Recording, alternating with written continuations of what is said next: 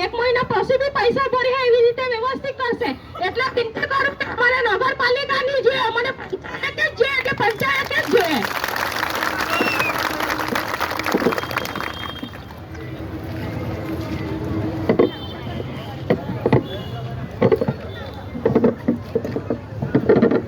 Hello હું ઝોલવા ગામના રહીશ રવિન્દ્ર પટેલ છું અમારે મુખ્ય રજૂઆત એ છે અત્યારે જે ગ્રામ પંચાયત ચાલે છે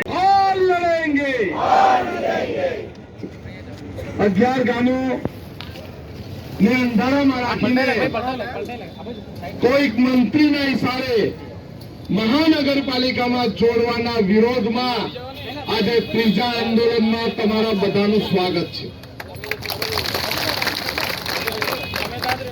અહીંના પ્રશાસકો અહીંના અધિકારીઓ અહીંનું પોલીસ તંત્ર એવું સમજતા હોય કે આ એક દિવસમાં આંદોલન થઈ જશે આવેદનપત્ર આપશે ને આનંદભાઈ ઘરે જઈને સુઈ જશે એવું કોઈ દિવસ થવાનું નથી અમારી લડાઈ અન્યાયના વિરોધમાં ન્યાય મેળવવાની છે અને અમે અન્યાયના વિરોધમાં ન્યાય મેળવવા માટે નીકળ્યા છે એટલે ન્યાય તો લઈને જ રહેશું તમારા મોડા પેટમાંથી ન્યાય કાઢીને અમે લેશું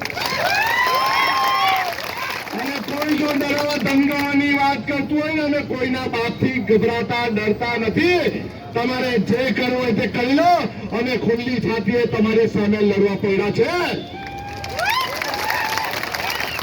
આ દેશ કોઈના બાપની જાગીર નથી. આ દેશ બાબા સાહેબ આંબેડકરના બંધારણ પર ચાલે છે અને આ દેશના બંધારણમાં અમે માનીએ છીએ. અત્યારે જો 11 ગામને સમાવેશ કરવો હોય તો અમને વાંધો નથી, પરંતુ તમારે સમાવેશ કરતા પહેલા ગ્રામ સભાની પૂર્વ મંજૂરી લેવી જરૂરી છે. આ દેશના બંધારણમાં અનુસૂચિત 5 વિસ્તારમાં આવતા ગામોમાં પેશા એક્ટ 1996 પ્રમાણે ગ્રામ સભાઓ લેવી પડે અને ગામના 70% લોકોને બોલાવવા પડે અને 70% લોકોની પૂર્વ મંજૂરી લઈને કોઈ પણ ગામને મહાનગરપાલિકામાં જોડી શકે, તા વગર જોડી શકે. ભારત દેશના બંધારણમાં 244(13) ક મુજબ રૂઢિ પરંપરાઓ દ્વારા ગ્રામ સભા યોજવાની અને રૂઢિ પરંપરાગત મુજબ ગ્રામ સભા કરવાની પેરવી છે. અને એ ગ્રામ સભામાં ગામના લોકો જો પૂર્વ મંજૂરી આપે તો આપણા ગામને એ મહાનગરપાલિકામાં લઈ શકે, તા વગર લઈ શકે નહીં. અને અમે તો શાંતિથી તમને આવેદનપત્ર આપવા આવીએ છીએ.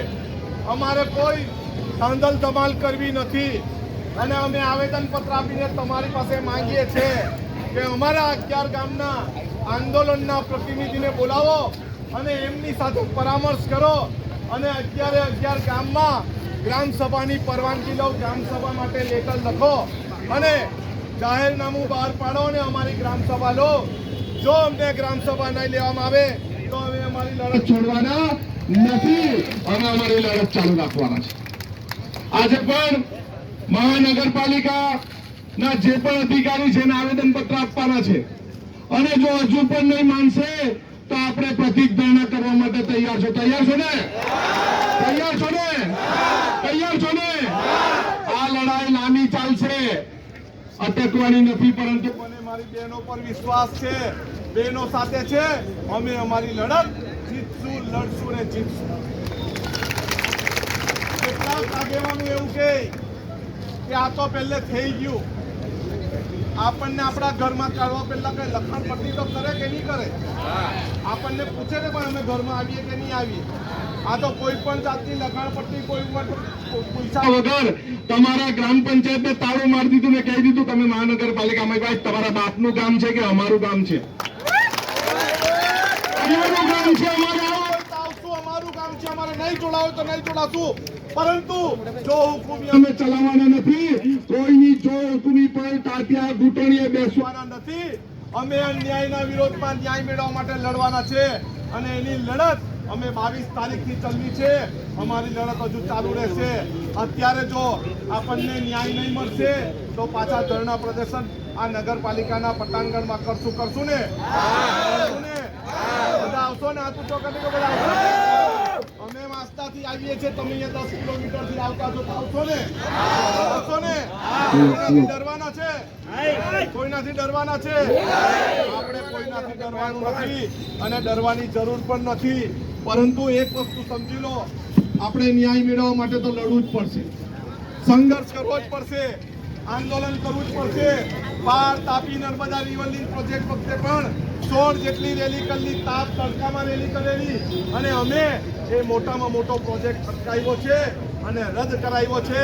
અમે 11 ગામોને જે લીધા છે ને એને રદ કરાવીને ચંપીશું. તા વગર અમે વાપી નગરપાલિકાને પાર્ટીના પ્લાન્ટને કોઈને છોડવાના નથી. અમે ખૂબ મોટી સંખ્યામાં આવ્યા, મને પ્રેમથી સાંભળ્યો એ બદલ સૌનો આભાર. હવે આપણે નગરપાલિકામાં જઈને આપણો આવેદનપત્ર આપવાનું છે. લડેંગે, લડેંગે, લડેંગે, જોહર 11 ગામોને જે આપણા મરજી વિરુદ્ધમાં જે નગરપાલિકામાં સમાવવાની વાત હોય એના વિરુદ્ધમાં આપણને એક મજબૂત પીઠબળ આપીને જીત સુધી લઈ જવાની તાકાત રાખનાર વાંસદા ચીખલીના ધારાસભ્ય અનંતભાઈ પટેલ સાહેબ, સાથે ઉપસ્થિત તમામ આગેવાનો અને સૌથી આભાર તમારો વ્યક્ત કરું, કારણ કે તમે લોકો અન્યાય સામેની લડાઈમાં આજે બોલતા થયા છે.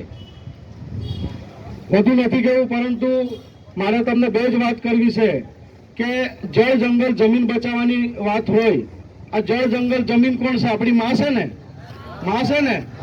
તો આ નફટ નાલાયક લોકો આપણે માના દાવણ પર હાથ નાખતા હોય તો શું કરવાનું? એ હાથ સહિત કાપી રાખવાની તાકાત બહેનોએ રાખવી પડશે. હવે